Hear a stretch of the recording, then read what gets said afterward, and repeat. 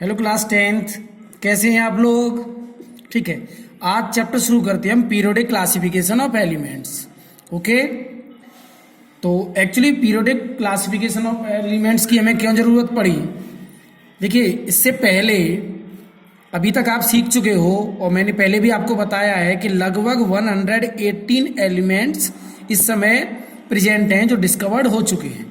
ठीक है ना, लेकिन इन 118 एलिमेंट्स को अरेंज करने के लिए टाइम टू टाइम अलग अलग साइंटिस्ट ने अलग अलग अटेम्प्ट किए हैं, प्रयास किए हैं। तो उनमें से सबसे पहला जो अटेम्प्ट है, जनरली इसको बुक्स में कम बुक्स में दिया जाता है, लेवोसियर ऐसे साइंटिस्ट थे जिन्होंने सबसे पहले मेटल एंड नॉन मेटल में एलिमेंट्स को डिवाइड किया था। लेकिन ये केवल काफ़ी नहीं था कि हम एलिमेंट्स को सिर्फ ये बता दें कि वो मेटल हैं या नॉन मेटल हैं। ठीक है, तो उसके बाद जो सिस्टेमेटिक एक मेथड दिया वो है सबसे पहला डॉबिनर्स ट्राइड, या इसको हम डॉबिनर्स ट्राइड रूल भी कहते हैं। ये 1817 में दिया था।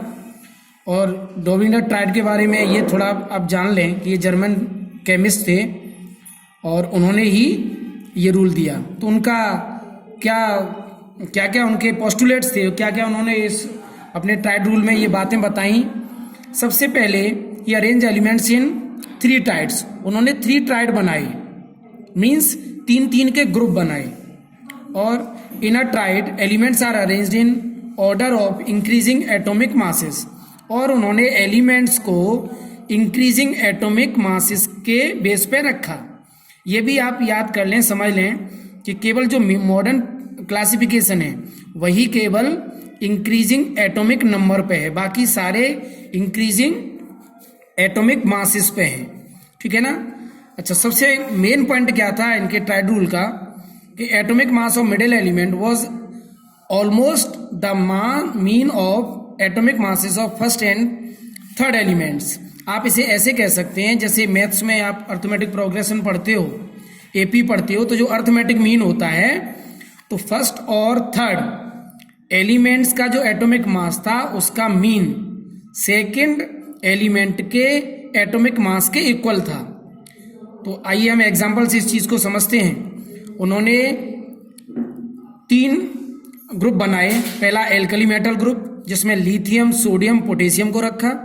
दूसरा एल्कलीन अर्थ मेटल ग्रुप जिसमें उन्होंने कैल्शियम, स्ट्रोंटियम और बेरियम को रखा। और तीसरा था हेलोजन ग्रुप जिसमें उन्होंने क्लोरीन, ब्रोमीन, आयोडीन को रखा।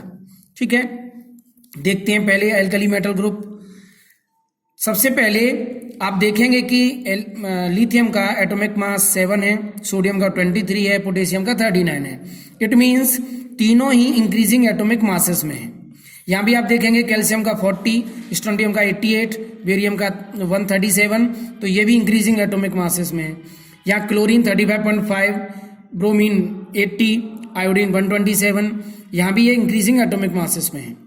और आप देखोगे कि यदि हम 7 और 39 ऐड करें, मीन्स फर्स्ट और थर्ड एलिमेंट्स का जो एटॉमिक मास है उसको हमने ऐड किया, तो दैट इज 46 डिवाइडेड बाई 2 और एग्जैक्टली 23, मीन्स इन दोनों का मीन सेकंड के एटॉमिक मास के इक्वल है। यहाँ भी आप देखेंगे 40 + 137 दैट इज 177 डिवाइडेड बाई 2, तो ये 88.5 आ रहा है, मीन्स ये लगभग 88 के इक्वल आ रहा है। यहाँ पे आप देखेंगे 35.5 अपॉन 1 + 127, इनको ऐड करेंगे तो 162.5 अपॉन 2, तो ये भी लगभग 81.25 आ रहा है, जो कि लगभग 80 के इक्वल है। तो जो मीन है वो या तो एग्जैक्टली इक्वल है या ऑलमोस्ट इक्वल है। ठीक है। दूसरा आप देखेंगे ये मेटल का ग्रुप है, ये भी मेटल का ग्रुप है, और ये नॉन मेटल का ग्रुप है, हेलोजन ग्रुप है। मेटल ये एल्कली मेटल, तो आपको पता होना चाहिए कि एल्कली क्या है, आप ऑलरेडी जानते हो कि ऐसे बेस जो वाटर में सॉल्युबल होते हैं वो एल्कली कहलाते हैं। ठीक है ना। तो ये एल्कली मेटल ग्रुप मेटल्स हैं और इन सबकी वैलेंसी 1 होती है, और तो इनकी केमिकल प्रॉपर्टी सेम है, इनकी भी केमिकल प्रॉपर्टी सेम है, इधर इनकी केमिकल प्रॉपर्टी सेम है, इधर इनकी केमिकल प्रॉपर्टी सेम है। इन सबकी वैलेंसी तीनों की ही 1 है, इन तीनों की 2 calcium, strontium, barium have 2 valencies and chlorine, bromine, iodine have 1 valency. Okay, ये वाटर के साथ रिएक्शन करके बेस बनाते हैं, ये भी वाटर के साथ रिएक्शन करके बेस बनाते हैं। हाँ, ऑक्साइड भी बनाते हैं और ऑक्साइड भी नेचर में बेसिक होते हैं। इट मीन्स इनके हाइड्रोक्साइड और ऑक्साइड दोनों ही नेचर उनका बेसिक होता है।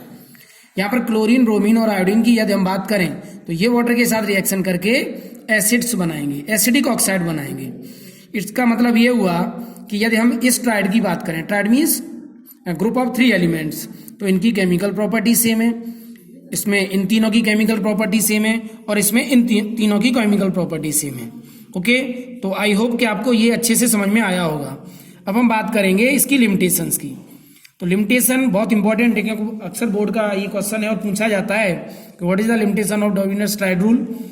तो he could not arrange all known elements at that time, means उस समय जितने नोन एलिमेंट्स थे उनमें से केवल वो 9 एलिमेंट्स को ही अरेंज कर पाए। उस समय लगभग 17-18 एलिमेंट्स के आसपास नोन थे, but he could arrange only 9 elements in their groups. Okay, तो आई होप आपको बहुत अच्छे से डॉर्विन ट्राइड समझ में आया होगा। Thank you.